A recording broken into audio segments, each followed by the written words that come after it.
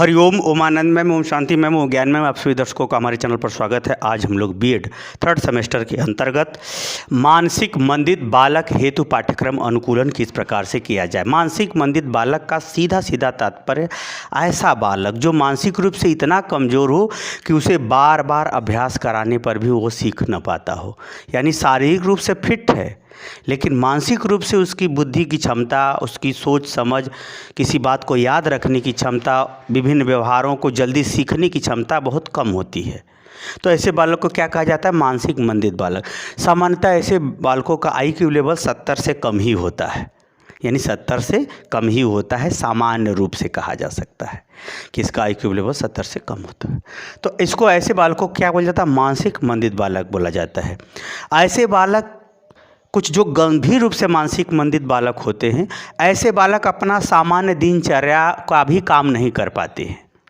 यानी कह दोगे खड़ा रहो तो खड़ा ही रहेगा, बैठे कह दोगे तो बैठा ही रहेगा, वहाँ जाओ वो चीज़ लेते जाओ, जाते जाते रास्ते में भूला जाएगा। जो मानसिक रूप से गंभीर मानसिक मंदित बालक है उनकी बहुत विचित्र समस्या होती है। और जो हल्का फुल्का मानसिक मंदित बालक हैं उन बालकों को हम कुछ कार्य या कुछ व्यवहार सिखा सकते हैं जिससे वह अपना सामान्य दिनचर्या या अपने जीवन में थोड़ा सा आत्मनिर्भर रह सकता है। हालांकि ऐसे मानसिक मंदित बालक भगवान किसी को न दे, क्योंकि ये बालक बहुत गंभीर समस्या इनकी होती है, बहुत गंभीर और बहुत विचित्र ढंग की समस्या होती है। तो चूँकि बीएड के अंतर्गत ये सब चीज़ें हम लोगों को जानना या अध्यापक को जानना बहुत ज़रूरी होता है, ताकि एक बालक के जीवन में कम से कम अध्यापक इतना तो योगदान दे सके कि वह कुछ अपने लिए या स्वयं के जिम्मेदारियों को समझे या उसको अपना स्वयं का व्यवहार स्वयं के लिए कैसे करना चाहिए जान सके। इसलिए इन सब बालकों को जो है विशेष रूप से अध्यापक को ध्यान देना चाहिए। अब आइए हम देखते हैं ऐसे बालकों के लिए पाठ्यक्रम अनुकूलन किस प्रकार किया जाएगा। पाठ्यक्रम अनुकूलन का तात्पर्य होता है ऐसे बालक के लिए हम शैक्षणिक गतिविधि या शिक्षण अधिगम व्यवस्था के अंतर्गत शिक्षण कार्य या पाठ्य योजना या व्यवहारिक कोई ऐसा कार्यक्रम किस प्रकार अपनाएं कि ऐसे बालक सीख सकें या अधिगम कर सके, उसी को कहते हैं पाठ्यक्रम अनुकूलन। यानी इसमें अधिगमकर्ता को ही मुख्य मान करके किस प्रकार से क्या क्या व्यवहार, कौन कौन सी गतिविधि अपनाएं कि ऐसे बालकों को भी हम कुछ सिखा सकें जिससे वह अपना सामान्य दिनचर्या और आत्मनिर्भरता को अपने जीविकोपार्जन हेतु या अपने जीवन हेतु योग्य बन सके। आइए देखते हैं इसको। इसमें है ऐसे बालकों को सामान्य शिक्षक तो नहीं पढ़ा पाएगा। अगर सामान्य शिक्षक पढ़ा नहीं पाएगा तो ऐसे बालकों के लिए सबसे पहली व्यवस्था ये करना होगा पाठ्यक्रम अनुकूलन को ध्यान, यानी पाठ्यक्रम को पढ़ाते समय कि विशेष प्रशिक्षित प्राप्त शिक्षक हो। इसमें सामान्य शिक्षक या सामान्य बीएड बीटीसी वाले बच्चे नहीं सफर पाएंगे। ऐसे बालकों के लिए अध्यापक को विशेष प्रशिक्षण यानी विशिष्ट बीटीसी विशिष्ट बीएड किया हुआ होना चाहिए, जिसमें अध्यापक को बहुइंद्री का ज्ञान हो, यानी भावनाओं को पढ़ने का, उसके निगाहों के पढ़ने का या उसके जो है गतिविधियों के पढ़ने का या इच्छाओं के पढ़ने का। एक प्रकार से क्या हो, जो हमारी 5 ज्ञानेंद्रिय हों उन 5 ज्ञानेंद्रियों को वह समझ रखता हो, 5 ज्ञानेंद्रियों का क्या रखता हो, समझ रखता हो, ताकि उसके हाव भाव, स्वभाव, संवेग, इच्छा इत्यादि को वह समझ सके, भाप सके, ताकि अध्यापक उसकी इच्छा, उसकी आवश्यकता इत्यादि के प्रति संवेदनशील हो सके, उसको समझ सके, ताकि उसके मानसिक स्थिति के उचित अवसरों के आधार पर उसे कोई चीज़ सिखाया या बताया जा सके। दूसरा, अध्यापक को जैसे कि बहुइंद्रिय अन्वेषण का ये भी ध्यान रखा जाता है कि जिस समय उसका जैसी मेंटलिटी हो, जैसी इच्छा हो, उसी दिशा में उसे कुछ सिखाने का या निर्देश देने का या उसे नियंत्रित करने का भी वो अपना कार्यक्रम या अपना व्यवहार या शैक्षणिक स्थिति की व्यवस्था कर सके। ऐसे अध्यापक को जो है व्यवहार करना चाहिए या अध्यापक को इन बातों को ध्यान में रख करके पढ़ाना चाहिए। आगे है खंडात्मक विभाजन। ऐसे बालकों को, यानी जो सामान्य रूप से थोड़ा मोड़ा मानसिक मंदित बालक हैं, उनको कोई भी विषय वस्तु को खंड खंड में बांट करके पढ़ाना चाहिए, बहुत थोड़ा थोड़ा करके पढ़ाना चाहिए। आगे पढ़ाते समय पीछे का अभ्यास करा के तब पढ़ाना चाहिए। यानी विषय वस्तु को खंड खंड में बांट करके सरल से सरल रूप में बदल करके उसे पढ़ाने का प्रयास अध्यापक को करना चाहिए। यानी खंडात्मक विभाजन करते हुए विषय वस्तु को अध्यापक को पढ़ाना चाहिए। अगला है विकासात्मक शिक्षण प्रक्रिया। जैसे विकासात्मक प्रश्न आप लोग लेसन प्लान में, हालांकि अभी लेसन प्लान हम आपको जल्दी ही बताएंगे।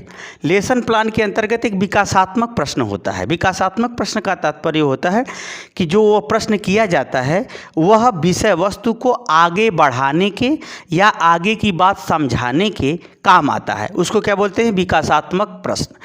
अध्यापक विकासात्मक शिक्षण प्रक्रिया यानी पढ़ाते पढ़ाते अध्यापक कुछ ऐसे उदाहरण दे, कुछ ऐसे व्यवहारिक उदाहरण दे, कुछ ऐसा उदाहरण जो सामान्य दिनचर्या में जिसको वो रोज देखता है, ऐसे उदाहरण को दे करके शिक्षण का कार्य करे कि ताकि उसके माध्यम से उस विषय वस्तु को अध्यापक पढ़ा सके, उस बात को समझा सके, उसको उसके व्यवहार से बार बार जोड़ सके। बार बार उसे जोड़ने से वो धीरे धीरे याद कर लेगा। यानी इस ऐसे बालकों को अभ्यास बहुत कराना जरूरी होता है क्योंकि वो मानसिक रूप से भूलता ज़्यादा है। तो ऐसे बालकों को के संग ऐसा व्यवहार उदाहरण कर दे या ऐसी बात बोले या ऐसे ढंग से समझाए जो शिक्षण के अंतर्गत कुछ आगे की बात या शिक्षा से संबंधित बात को सिखाने, बताने, पढ़ाने के काम आए। यह भी बुद्धि अध्यापक को, यह भी कौशल कला अध्यापक को अपनाना पड़ता है। अगला है सामूहिक रूप से भाषा का विकास। ऐसे बालक, हमने कहा ना, बार बार भूलते हैं, बहुत जल्दी भूल जाते हैं बात को। तो ऐसे बालकों को भाषा अगर सिखाना है तो ऐसे बालकों को समूह में भाषा सिखाया जाए, क्योंकि समूह के अंतर्गत जब बालक होते हैं तो सामूहिक रूप से एक ही चीज़ को बार बार, हर किस्म के बालक होते हैं तो सामूहिक रूप से डिबेट जो होता है, एक समूह इधर एक समूह उधर, ऐसे ढंग का बार बार अभ्यास कराते हुए उधर से एक तरफ से पूछा जाए, दूसरा पक्ष जवाब दे, दूसरा पक्ष पूछे तो पहला पक्ष जवाब दे। तो एक सामूहिक रूप से उसके भाषा के विकास का प्रयास करना चाहिए। या फिर ऐसे कि घर वालों से भी बता दें, अगर गंभीर रूप से मानसिक मंदित बालक है, बिल्कुल बहुत कमज़ोर है दिमाग से, तो ऐसे बालकों के लिए कोई चीज़ रटाना या याद दिलाना, घर वालों को भी उसमें जोड़ ले, विद्यालय में भी उसको जोड़ ले, बच्चों को बता दे कि नहीं ऐसे बालकों के संग ऐसे व्यवहार या इस बात को इसको ऐसे ऐसे सिखाओ। तो वो बार बार दोहराते, बार बार बोलते, उसको धीरे धीरे याद होने लगता है। तो सामान्य रूप से ये सब जितनी बातें मैं बता रहा हूँ, कम से कम वह बालक अपने लिए आत्मनिर्भर हो सके, ये सब को ध्यान में रख करके इस प्लेन में कर रहा हूँ। तो सामूहिक रूप से, ताकि भाषागत विकास उसका तेज हो। जैसे आप लोग अंताक्षरी होता है, जैसे कि जहाँ हमारा शब्द समाप्त होगा उसी शब्द से आपको बोलना होगा, आपको बताना, जिस तरह से अंताक्षरी आप लोग खेलते हैं, उसी तरह से भाषा के विकास पर अगर उसको जोर दिया जाए तो निश्चित रूप से वह सामान्य दिनचर्या, समान व्यवहार या सामाजिक स्तर पर भाषाओं को बोलना समझना सीख जाता है। नहीं तो चुप रहेगा, बोलबे नहीं करेगा, क्योंकि उसको याद ही नहीं है कि इसको कहते क्या है। बड़ी समस्या विचित्र होती है। ऐसे बालक बहुत गंभीर स्थिति उत्पन्न हो जाती है जिसके घर रहते हैं। अगला है शैक्षिक वातावरण। ऐसे बालकों के लिए घर में अभिभावक को भी निर्देश दे करके उसके अनुकूल परिस्थिति व्यवहार, विद्यालय में भी उसके अनुकूल परिस्थिति व्यवहार, वातावरण, छात्रों का व्यवहार और विभिन्न उपकरण इत्यादि का भी उसको व्यवस्था करना पड़ता है। यानी जो भी यंत्र का प्रयोग कर सकते हो, कंप्यूटर का प्रयोग कर सकते हो, इसके अलावा जो है चित्र का प्रयोग कर सकते हो, उसके बाद रूम की बनावट, उसकी व्यवस्था, ये सब भी करना पड़ता है। इसके संग संग जितने भी हमारे आधुनिक इलेक्ट्रॉनिक जो है वस्तुएं हैं या खिलौना है या फिर ऐसे जो है प्रयोगात्मक गतिविधियां हैं, उसका भी इसके लिए ऐसे बालकों को पढ़ाने के लिए पर्याप्त व्यवस्था करना पड़ता है। सामान्यतः ऐसे बालकों को जो है कोई कार्य का बार बार अभ्यास कराना पड़ता है।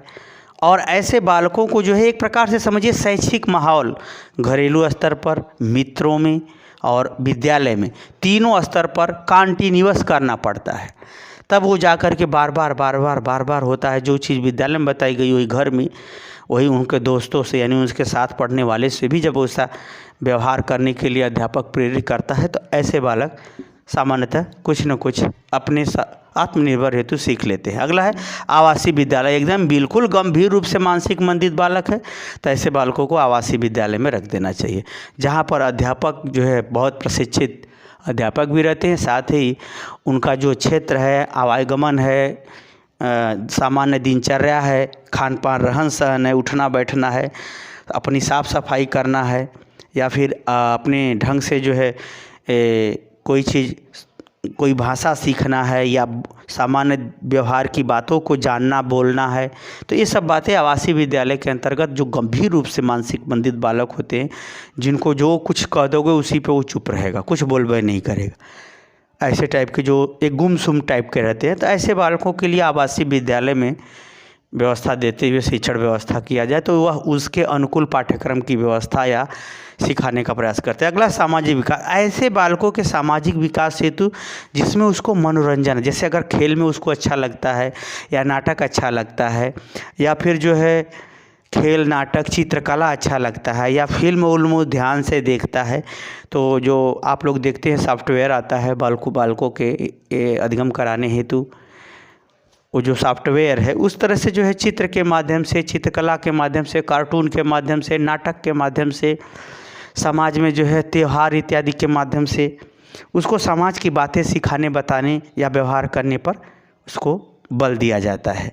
तो ऐसे बालक क्या होता है, धीरे धीरे सामाजिक विकास हो जाता है, सामाजिक विकास हो जाता है। कुल मिला के हम बात करें तो जैसे हुआ नाटक हुआ, खेल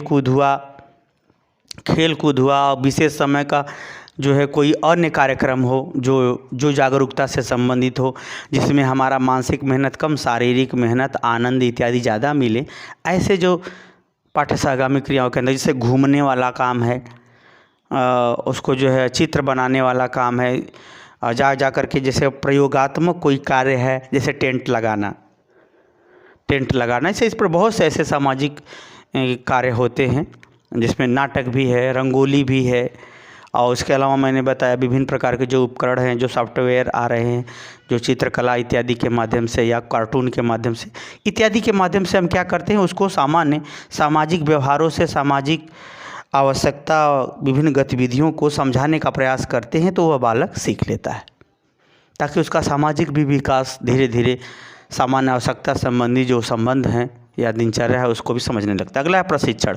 ऐसे बालकों को आत्मनिर्भर बनाने हेतु उनको बार बार एक चीज़ का प्रशिक्षण, उनके कौशल कला का प्रशिक्षण देना, जैसे कताई बुनाई, कढ़ाई, टोकरी बनाना, जूता पॉलिश करना, कृषि संबंधी कार्य करना, खेती करने संबंधी, यानी उनको अगर प्रशिक्षण दे दिया जाए या ऐसे पाठ्यक्रम की व्यवस्था कर दिया जाए तो वह रोज